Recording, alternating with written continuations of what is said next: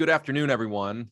My name is Dave Vitito, and I'm the Assistant Vice President of Alumni Relations and a member of the JCU class of 2000. Thank you for joining us for this lunch session of ACES, the Alumni Continuing Education Series. ACES was established in the spring of 2013 by the Office of Alumni Relations in the spirit of lifelong learning. The program offers enrichment opportunities for alumni and friends through the expertise of members of the JCU administration, faculty, and alumni community. Now, over the past year, we have heard from experts on ethics and leadership, the political and economic impact of COVID-19, racial equity and social justice, disruptive technology, Ignatian spirituality, space exploration, youth sports, and the women's suffrage movement, just to name a few. Today, we will explore and discuss a serious topic, that being the Russian invasion of Ukraine, with three outstanding panelists. Now, before I introduce our guests, I wanted to share a few housekeeping items. First, we encourage you to view the program in full screen mode. Additionally, please ensure that you stay muted throughout the duration of the program. And following the moderated conversation, we will have an opportunity for questions and answers, but you may ask your questions at any time by utilizing the chat feature on Zoom. We will ask as many of those questions to our panel as time allows. And thank you. And let me just say that the focus of this particular discussion today is less on the tactical side and strategy of the war itself, as well as the economic sanctions. That is something we're exploring in a follow-up discussion, perhaps. But today we will focus more on the humanities side, the history of this part of the world, how we got here, and the people directly impacted. And it is now my honor to introduce to you our esteemed panel. Mara Bellamy is a nationally recognized journalist and current executive editor of Florida Today, a publication that reaches 1.2 million people every month. Prior to Florida Today, Mara worked as a journalist with the Associated Press in London, Moscow, and Kiev, Ukraine. She covered uprisings, terrorist attacks, international politics, and policy. She's a 1992 graduate of John Carroll University with an English major and began her journalism career in her hometown of Rochester, New York. Jim Krikonis has served as Vice Provost for Academic Affairs since 2020, following 19 years as Associate Academic Vice President. Born in Chicago, Dr. Krikonis received his BA in History from DePaul University and MA and PhD and Certificate in Russian Studies from the University of Wisconsin-Madison. In that span, he spent extensive time in the Soviet Union doing dissertation research. His teaching interests are Russia and the Soviet Union, modern Europe, and history on film. Publications include a monograph based on his dissertation, 2 co-edited collections of documents on 20th century Europe, and assorted articles and reviews. Dr. Krikonis also chaired the Department of History between 1993 and 2001. And Matt Berg, a professor of history and current chair of the JCU History Department. His teaching and research interests focus on Germany and Austria in the 20th century, particularly the Nazi period and Reconstruction immediately after World War II, genocide and war crimes, historical memory, and human rights. He has served as a U.S. member of OSCE, election observation or supervisory missions in Azerbaijan, Kosovo, and Ukraine. He has been a member of the John Carroll faculty since 1994. So please join me in welcoming Mara Bellamy, Dr. Jim Krikonis, and Dr. Matt Berg. How are we all doing today? Great. You can unmute. Thank you. All right, well, let's open up the questions for today. We have some prompts and some questions that we had scripted, and also some that came our way prior to the event. And of course, again, we encourage anyone to ask questions along the way in the chat feature. But first, and this is open to all three of our panelists, I think we are a bit more familiar with the recent history of the Soviet Union and Russia. But what about Ukraine as a nation? Can you give us an overview of that nation's history and recent relationship with Russia? Jim, would you like to start? Sure. I think it probably makes sense to point out that the Ukrainians represent one of the three major components of the East Slavs. The other two happen to be the Russians and the Belarusians. And all of that might sound a little bit academic, but I think it helps to set the stage for frankly, just about everything else that follows. As far as Ukraine as a nation is concerned, if we go back a few centuries, Ukraine, and the term means borderland, was a very much contested territory, and it was dominated by this military brotherhood, the Cossacks of renown. But in the middle of the 17th century, so this is like 1654, they entered into a special relationship with the Russian Empire, which they thought of as being kind of temporary. And the Russian Empire, the Tsarist Empire, didn't quite see it that way. This was a more permanent arrangement.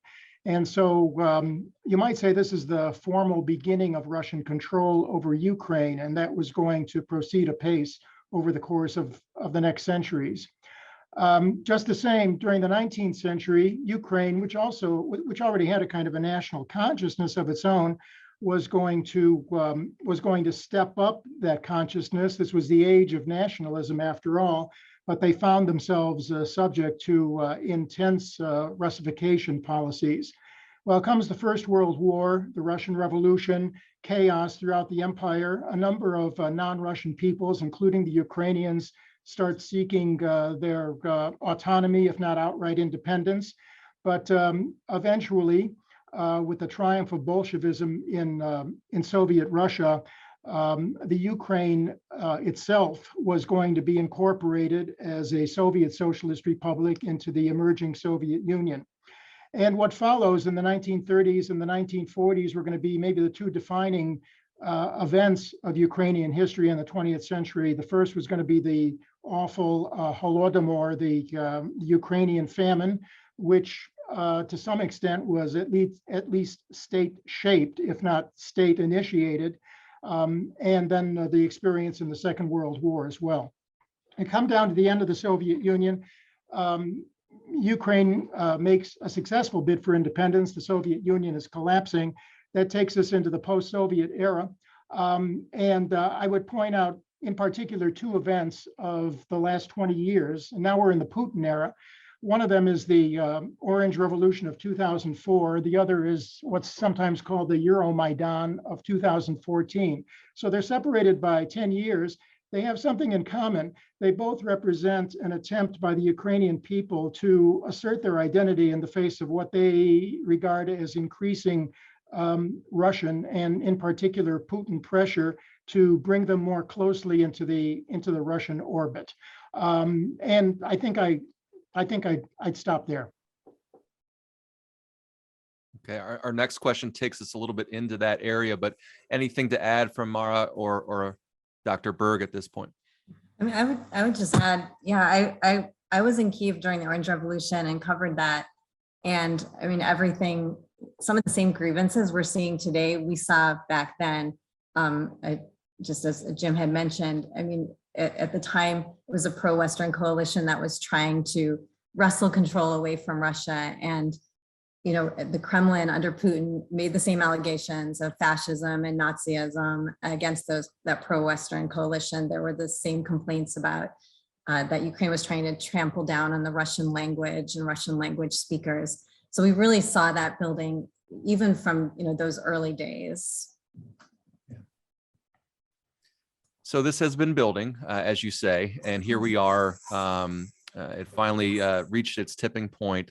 The next question is why did Russia invade Ukraine?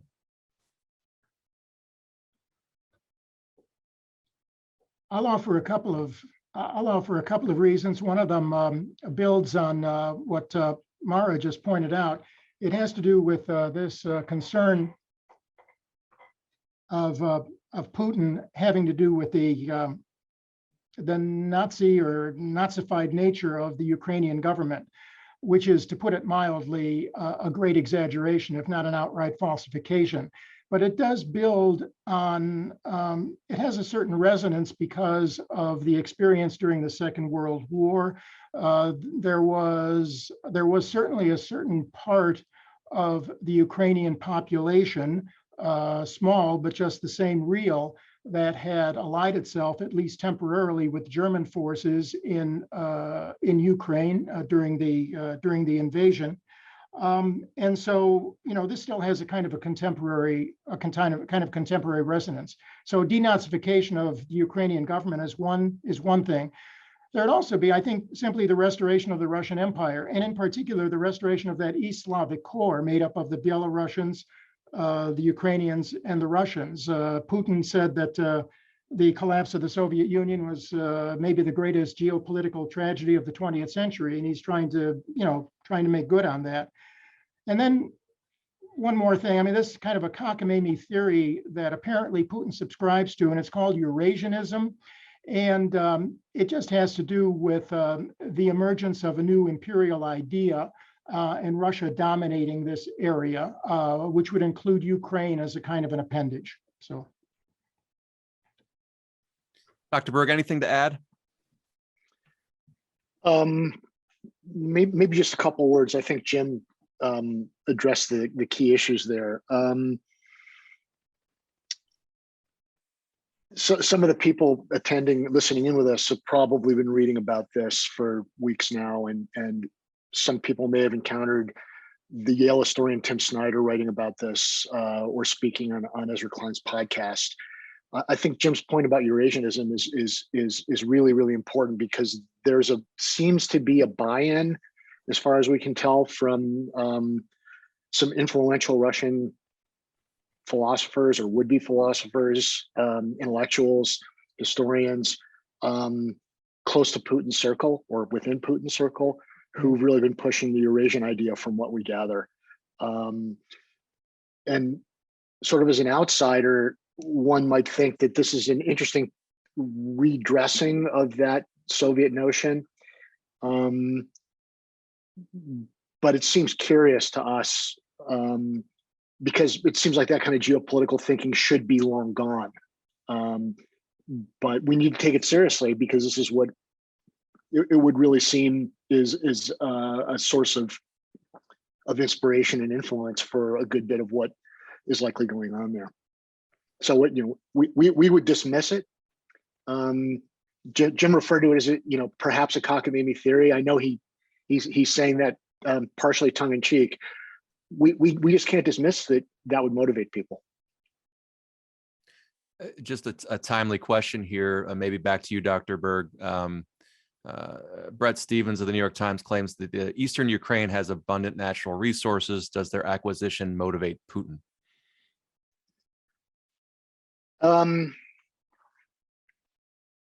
I couldn't say for sure. I think that insofar as having a dynamic and vibrant economy is important for any leadership, probably yes. And perhaps also a unified Ukraine that would be leaning towards the EU that might keep those resources out of, the larger Russian economy would be a consideration also. Right. Mara, over to you. As a journalist who once lived in these areas of the world, can you talk a little bit about the evolution of information flow, mainly in Russia? News media, news sources, maybe how the Russian people are shielded and currently from world news. Can you talk a little bit about your experience and where we are today? Sure. Yeah, when I arrived in Russia, and it was right after Putin had come to power, and so he was starting to consolidate power, but it was still a very kind of wild media environment. And I think one of the key turning points was the sinking of the Kursk, the submarine, when the torpedo went off and it sunk in the Barents Sea. And I think it was 23 submariners, barricaded themselves in waiting for a rescue that never came. And Russia under Putin, repeatedly turned down efforts of help. I think it was 9 days later, the Norwegians and the British did come in, and Putin stayed on vacation for a long time in the Black Sea.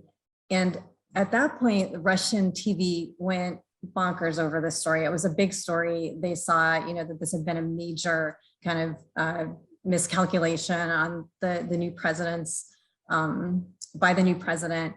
And so there was just endless coverage. And it was around that moment when Putin really started to crack down on the oligarchs and the media outlets and take over, Channel One, which was Boris Berezovsky, and NTV, Vladimir Guzinski, some of the oligarchs that had this, and he brought that under state control. And then you saw that kind of gradually increase, and attacks on journalists like Anna Politkovskaya and Novaya Gazeta, and so more trouble. And I think by the time I left Russia and went to Ukraine, which was during the Orange Revolution, 2004, so it was still very early on, but just the environment was already different and already noticeable in terms of freedom of what journalists were able to say and do. And now at the start of this invasion, we saw right away, like Echo Moskvy was disbanded, and that's a very public, very popular within Moscow radio station. Doesn't go very, far beyond that, but very popular and was allowed to air lots of different viewpoints. That has been disbanded and given over to a Russian propaganda outlet.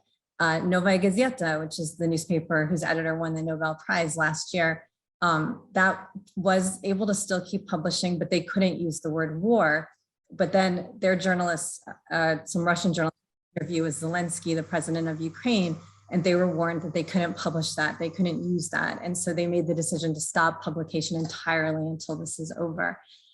So really in Russia now, there's just no access to any independent media, any independent thought. And some of my friends who are still there say even the entertainment shows on television at night have been taken off, and they're just kind of bombarded with this constant state propaganda about what's happening. Russia, of course, has also cracked down on social media and other ways to get information. So, I think it is just a huge black hole. And as we see, it's not only within Russia, but outside of Russia, the Russia propaganda, we saw it with just these horrible images that came out of Bucha, Ukraine, of the dead bodies in the street. And as a journalist, it's kind of unbelievable to me that, you had photos of that, you had video, you had, journalists from different nations around the world, and people on the ground. And yet I think we all felt cheered when the New York Times went the extra step of getting the satellite imagery to show that no, these were not fake bodies, and these had been there when the Russians were there. But that's the power of that Russian propaganda, that I don't think it's aimed at creating a different believable narrative. It's aimed at muddying the water so much that you think there is a debate going on that you don't really know. It could be A, it could be B, maybe it's C, and people get so overwhelmed by that. And they're masters at it. And so that's what we're seeing. Yeah. We have a question about Bucha, which we'll get to in a moment. But maybe for the whole panel, we've seen the protests by the Russian people. We've seen, how brave certain people have been in that country to stand up and speak out. But overall, how do the Russians view this war? I guess it depends on the information you're consuming and your belief system, but in general, can you speak to that? Anyone on the panel? I think the protests have been extremely impressive, remarkable, and yet when you come down to it, and this is my understanding, it would still be the case that a safe majority of Russians support the war, or at least tolerate it. They're certainly not against it. And I think this speaks to the overwhelming propaganda efforts that Mara described so specifically and so vividly. And of course, at the same time, we're not talking about a war. We're talking about a military operation, right? That's the official phrase. It's not a war. So from the point of view of most Russians, the emphasis is going to be on why is the West so against us? What does Joe Biden have against us, for instance, that he's leading this crusade having to do with sanctions, and also expressed in some of his statements too, some of his phraseology. But just the same, the dissent is probably surprisingly large, just as one might not have expected the united front we've seen on the part of the West, to the degree that it has been united, and Matt will talk more about that later, I think. At the same time, I think the measure of protest in Russia has been somewhat surprising. One might say somewhat encouraging, but it doesn't change. Maybe it doesn't change the bottom line for the time being. If I could just echo off that, I agree. I do think it's important to keep in mind, just for the conversation we've had so far, if we were in Russia, we could face up to 15 years in prison for just this conversation that we've had now. So I do think, it is encouraging. It's probably, it feels too small, but it is something. I have a friend there, and I'll just quickly share, but he has this mantra that he says he tries to live by, and it's, stay sane, don't complain about anything, and do nothing to help the war criminals. And he said that's just what he tells himself every day. So I know there are, people like like him out there, and it's a very repressive situation. We also hear about Russians who are leaving, apparently in very large numbers. I mean, we hear about tens of thousands, and we have to presume that they're among the the creative and critical intelligentsia. So it's a real loss to the country. How about for the? I think. Go ahead, man. I was just to say, I think Mara and Jim have stated what we know of the circumstances really vividly and accurately. I'm not a Russianist, so I can't speak specifically to those points. I've read what everyone has read, in good sort of investigative journalistic outlets. What concerns me, though, is the very things that Mara and Jim have said about Russian propaganda, to some extent, are muddying the waters outside of Russia too, in the way people consume information. And that might be something that we can pick up on later if any of the listeners would like to explore that. But mobilizing a community to take a principled but also important stand through sanctions, through military aid to Ukraine, through rallying citizenry and democracies to support those efforts, sometimes at the expense of higher fuel prices for the car, for heating homes or whatever, food prices also, is problematic because we're seeing some of the very same kinds of muddying of information sources at home, and we have been for a few years now. Yeah, without question, the muddying of the waters seems to be a central element to all of this. So I'm sure we'll get there in a moment. Turning our attention to the citizens of Ukraine. Again, we've seen the stories, like you said, Matt. The one that I remember was a mother in Ukraine the day before the invasion was making a costume for her daughter's school play, right? What has this war meant for ordinary Ukrainians? I can start. Yeah, it's devastating. The people who I've spoken with, like you said, their lives were, going about normal things, dentist appointments, school, kind of getting homework with the kids, and suddenly it just upended like this.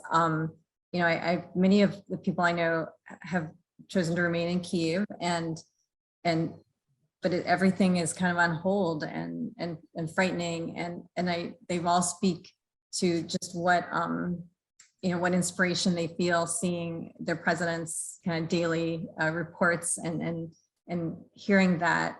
One detail that has come out again and again is among many people who I was closest to were in Kyiv, and it was a Russian speaking city predominantly.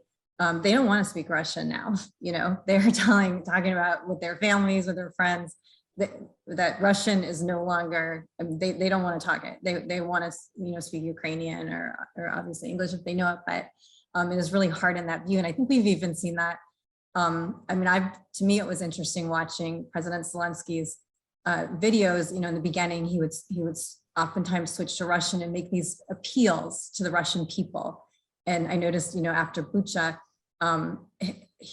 the strong language he used. He did speak Russian. He spoke directly to Russian mothers, and he was chastised them. I mean, he was basically, how dare you? And you raised, looters and rapists and butchers, and he did not mince his words. And I think that hardening against Russians, understandably so with what we're seeing. I mean, that's what I'm noticing from friends and just from watching, like everyone is, kind of the public sphere.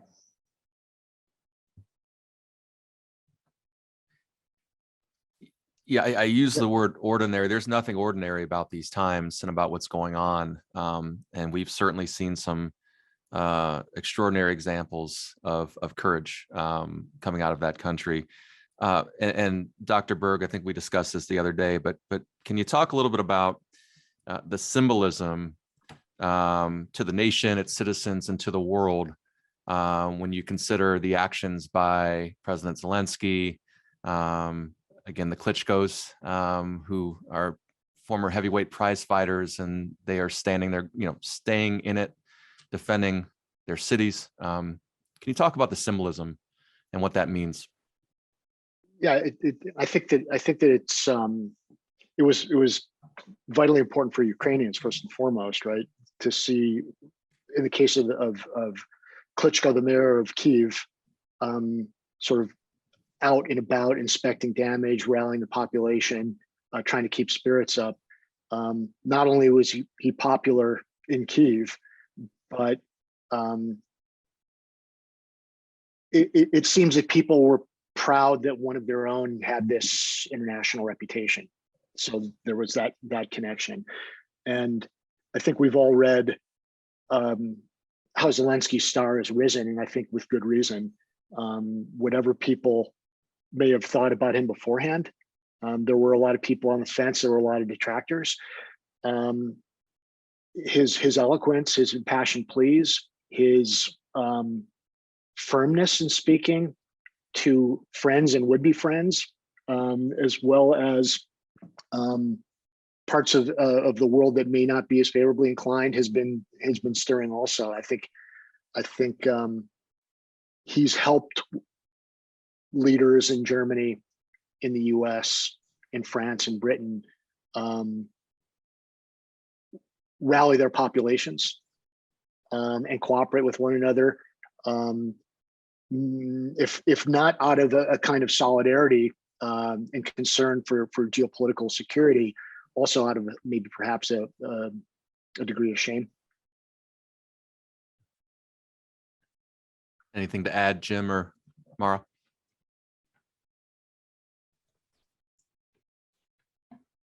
Okay. Then I'll go back to you, Dr. Berg, just moving on. This is kind of your area of expertise, right? So can you talk about the broader region, the border countries, the refugees streaming into these other nations, and what it all means, and how that area of the country is working together and pushing back and trying to get through this? That's a great question, Dave. I appreciate that you've raised it. Right now, there's plenty of goodwill, and how long that goodwill can be sustained is an open question.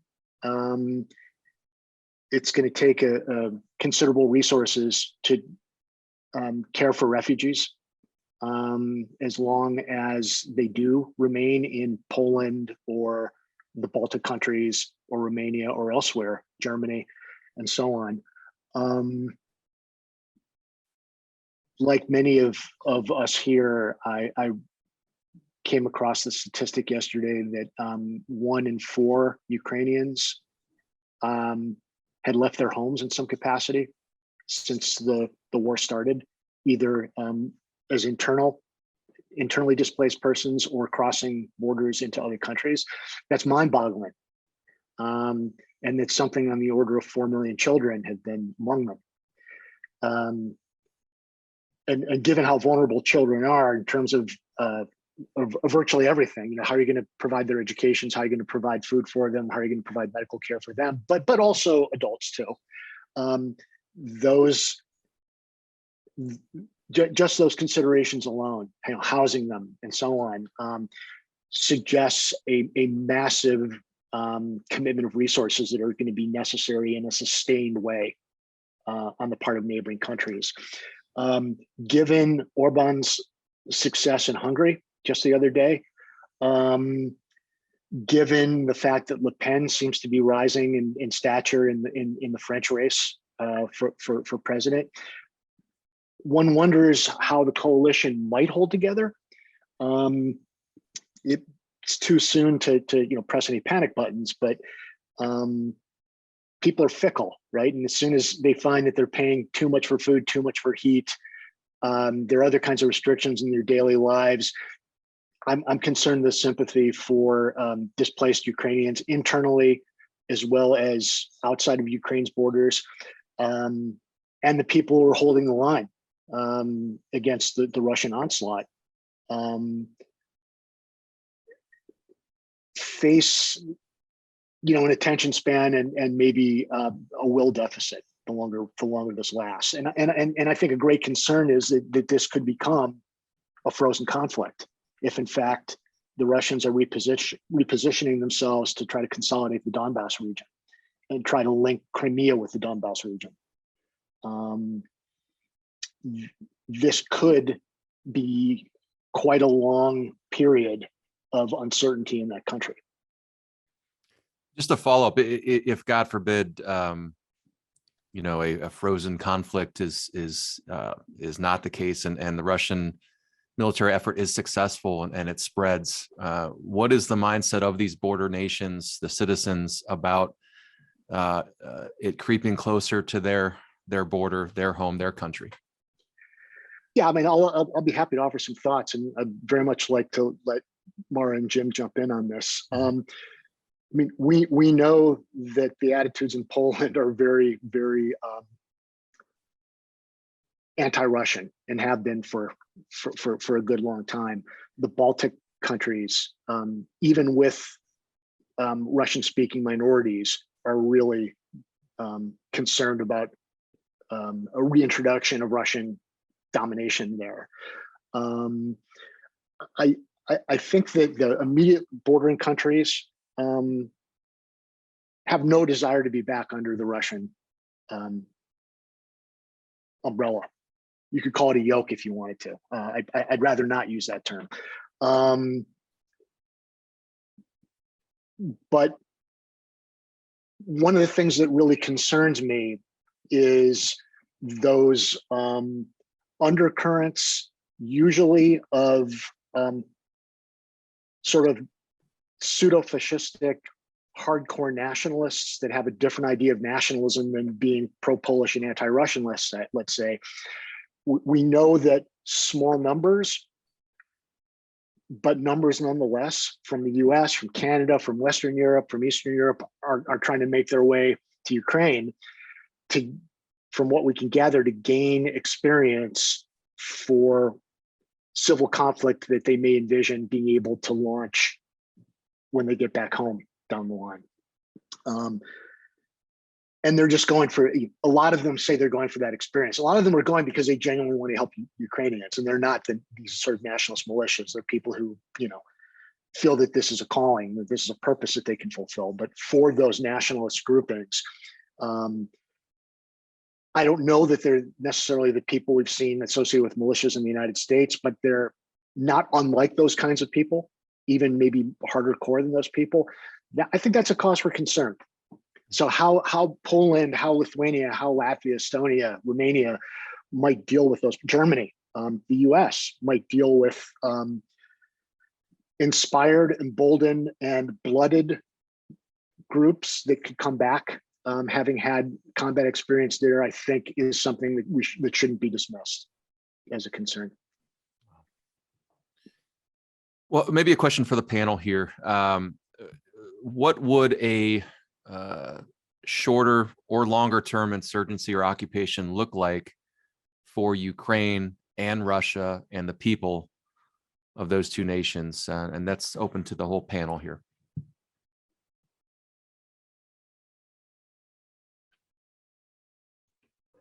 Jim. Well, essentially sad, obviously.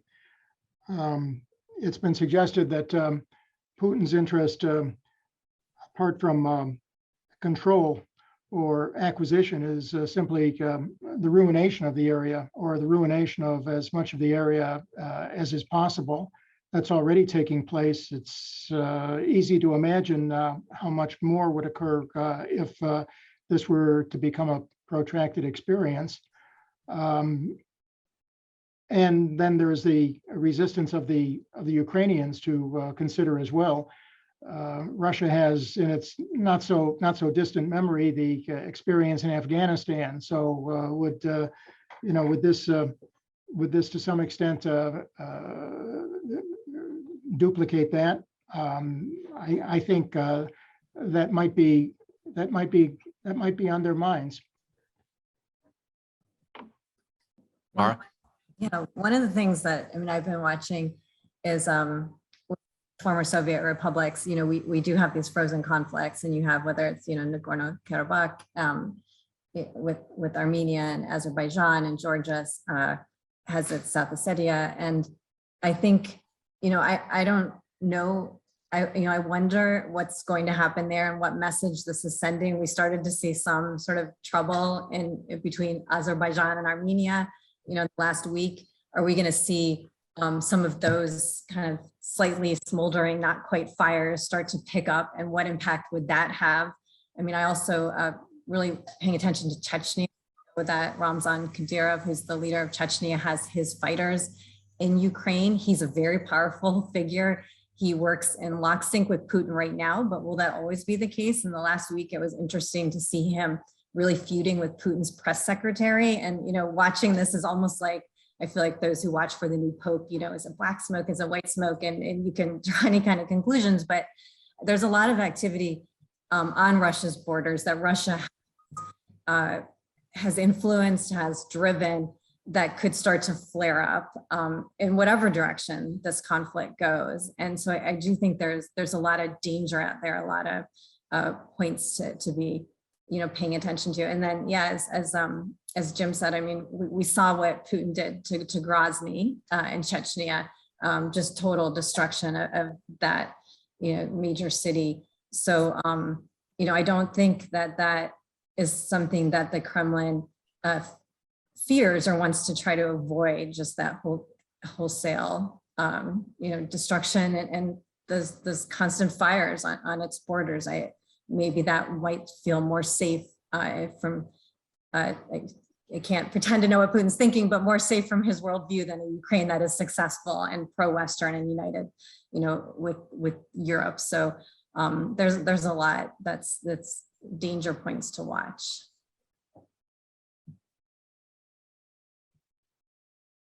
Anything to add?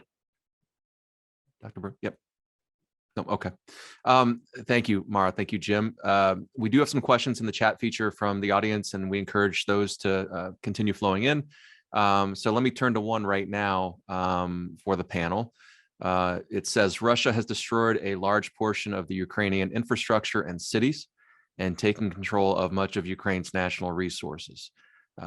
It is also destabilizing the EU due to the Ukrainians fleeing their battered country. It appears that Russia's bottom line is continuing to occupy eastern and now the southern coastline of Ukraine. First of all, do you agree with this assessment? And then do you agree that this will be the line beyond which Russia will not retreat in any negotiations? If I may, I'd like to offer an initial thought. I agree with the questioner. Given this sort of Eurasian philosophy and given the sort of Russian imperial vision that Putin and those close to him seem to have, my concern is that this would just be a point for consolidation. If the official Russian line is, yeah, we're repositioning so that we can actually not just consolidate Donetsk and Luhansk, but expand and take over those areas that we had not fully possessed yet, that's a potential stepping stone to move further. And that's where the frozen conflict concern comes in, because that's not something that the Ukrainian government and the patriotic Ukrainian public can can accept. And I think that's also a challenge when it comes to beginning to reconstruct the damage that we've already seen happen, in plenty from coverage of the news. There's going to have to be some sort of massive international aid forthcoming. We've read that there's already some thinking that getting a hold of some of these assets that have been frozen might go some way to help jumpstart reconstruction when the time comes, and maybe battles in international law if you're using individual property instead of state property. Then there's the question of whether much of Putin's own property and some of these oligarchs' property is being disguised as state property. So that's difficult to sort out. But I guess the way I would round this off, though, is there really, I don't know how there can be a sort of a post-conflict reconstruction in a material sense, with housing, communications networks, roads, railroads, international investment, until there is a sense of security that the Russians just won't release another salvo of firepower and destroy things, either in the process of being rebuilt or down the line after it's been rebuilt. So I think that there's a way in which a lot of this is in flux and is likely not to be resolved for any foreseeable future. I'm sorry for the pessimism. I just don't see it any other way. Yeah, I would agree entirely with Matt. And I guess it's been said in the news now, the possible conquest or takeover, the possible conquest of Mariupol is supposed to establish a kind of a land bridge to Crimea. So that becomes a beachhead for further incursion into the area, and I fear for what that might mean for even the immediate future.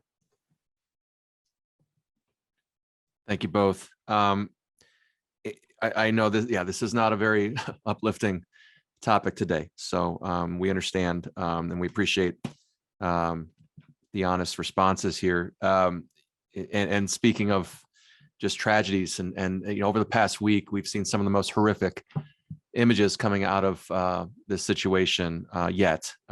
So you mentioned Bucha. We did have a question from our audience submitted ahead of the event. And it reads, in light of recent news, I would be interested in learning about the procedures for conducting war crime trials for what occurred in Bucha and elsewhere, as well as the complications associated with investigating and conducting those trials during an active war. That's for the panel. Dr. Berg, this is more your area, I suppose. Yeah, I mean, we're already beginning to see personal accounts recorded. There's an effort underway in some of the western portions of Ukraine with refugees to get accounts for what happened. Accounts have to be corroborated, and as Mara pointed out, satellite imagery can help in some instances. Triangulating reports can help in some instances. There can be indictments, and whether those people are actually brought to trial is another matter. But the kind of naming and shaming effect that can go along with an indictment can potentially be powerful. Can also be ignored by somebody like Putin or members of his defense ministry or other members of his cabinet. But the question would be, would the ICC handle this? Would there be a move to create a special tribunal? What role would Russia's and China's positions on the Security Council play in trying to disrupt an international tribunal for war crimes in Ukraine? There are steps that can be taken. But I think that while a conflict is underway, all the more reason to double and triple check and quadruple check your data, because this can be decried in Russian media, in Chinese media, in alternative media in the West as we were saying earlier, as pure propaganda, and as a way for the Ukrainians on their heels to try to rally international opinion. Thank you. Another question in the chat feature here. We have someone tuning in from Amsterdam right now, and she says, I live in Amsterdam, and the Dutch announced they took control of 14 oligarchs' boats. What do you think a country will do with these seized Russian assets? And those are more images that we don't mind seeing, right? When these yachts and whatnot are seized. But yeah, any thoughts on? I guess we can go into the sanctions area a little bit here, but Mara, Jim, anything you'd like to add in this area?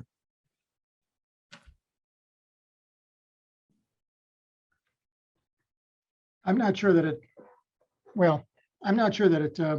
provides anything more than maybe a psychological satisfaction, but I'll settle for that under the circumstances. So. Yeah, I agree. I mean, certainly this is very, very far off any area I'm comfortable standing on, but I do think there is that psychological boost that cheer, that at least, something, because it is, watching the images and seeing it day after day.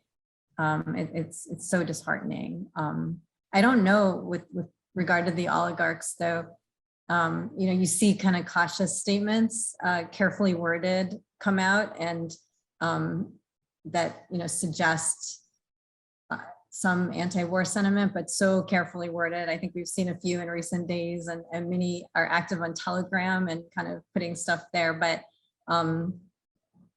it still seems like that elite is very tied in around Putin, and that seizing a ship or seizing something will be frustrating. But I don't feel like that's enough to shake any group loose that will see some real action against the Kremlin.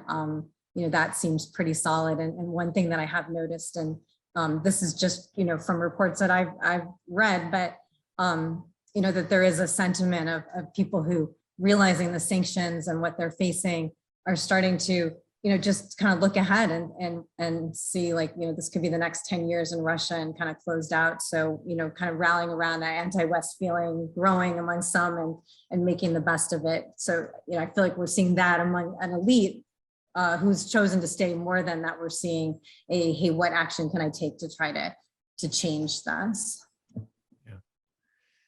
Yeah, as we're winding down here, I did want to explore that a little bit more. And another question came into the chat feature mentioning a country we haven't talked about yet, and that's China. So any other thoughts on, what NATO is doing? Are the sanctions working? What are the impacts? And how does all this impact this other giant over there in China and their involvement? The recent stories seem to indicate that, the ruble has picked up again. I mean, it wasn't where it was just a couple of weeks ago, I guess. But I think the long-term outlook is still a very problematic one from the Russian perspective. In other words, they might be able to make do for the time being, but I don't think that's necessarily going to last. In other words, I think the sanctions will start to hurt at some point. It's just going to take a longer time. Yeah, as far as, I think China is a little bit far afield from maybe all three of our real comfort zone. But I think, if we're sort of thinking about this in terms of like US foreign policy and the ability of the United States to try to exercise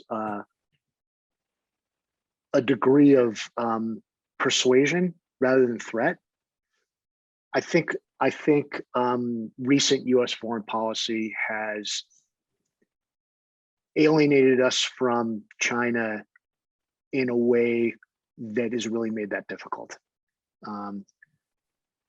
That being said, US-Chinese competition has been a thing for at least the last couple of decades, but it's really accelerated over the last 10 years. And I think the last 5 or 6 you know, has led to such strains that I wouldn't say that we've driven them into the arms of the Russians, but we certainly haven't presented ourselves in a way that might lead the Chinese to think we really need to not trash the U.S. And it seems all indications are, you know, if you're following the way the Chinese are speaking about the deeper causes of this conflict, they blame the U.S. for, you know, encouraging the idea of NATO expansion in ways that antagonize the Russians. Yeah. Well, thank you all. Any final thoughts? Anything that we didn't touch on that you'd like to add or weigh in on that would be helpful to our audience to better understand this situation? I've got a question, if you'll permit it. Matt, could I put you on the spot for a moment? If I miss this, I'm sorry, but are you inclined to give much credence to the idea of NATO expansion as a legitimate concern on the part of Putin? Or to put it another way, into maybe a more historical context, was that a mistake? NATO expansion in the late 90s and, you know, through the first decade of the 21st century, in your view? Yeah, that's a great question, Jim. I mean, I'm trying to disassociate myself from the guy who was a graduate student in Central Europe in 88 to 90, and the person thinking about this now, because back then it was just euphoric, you know. But I think James Baker, former Secretary of State's argument that prudence was the order of the day was wise. But in this sort of heady rush of victory, expanding NATO, instead of perhaps engaging in a slower approach that included discussions with Russia about broader security arrangements in a more, I think, sustained and meaningful way, is probably what we're paying for now. That being said, no one could have seen the way Putin's regime the direction Putin's regime would take Russia, you know, in the mid 1990s. So in some ways, this is all a bit of, you know, Monday morning quarterbacking. But I do think there's something to maybe not being as mindful of Russian security interests and not poking the bear. Mara, do you have a thought on that? No, I'm honestly just thrilled to be listening and learning from your perspectives. But yeah, and I know when I was there definitely euphoria. It was, but there was that real feeling in Ukraine of during the Orange Revolution in particular, of wanting to break away from Russia and wanting to join and wanting to go as fast as it could. And, you know, it was like this mad dash, and you felt that. And even with the language, I think, again, this isn't the NATO thing, but I do think Ukrainians would probably say that there were mistakes made for them also poking at Russia and some of the language moves that, you know, they had a very brief law where, you know, Russian language was, it wasn't outlawed, but it was, you know, everything had to be done in Ukrainian. And for a country where so many people spoke Russian, that was really traumatic. That was taken off the books. But I think there were, you know, there's missteps always throughout. And I think there were some that just poked and poked and poked. Well, we are right at about 1 o'clock here. So we obviously could continue this conversation for quite a bit longer. And we, like I said, are exploring a follow-up event to this first event, as this situation likely isn't going anywhere anytime soon. But I would like to wrap things up. And again, thank you to our panel. Tremendous discussion. I've learned so much, and hopefully our audience has as well, who are tuning in as we learn from abroad to right here on campus with current students listening in. So thank you all for being here.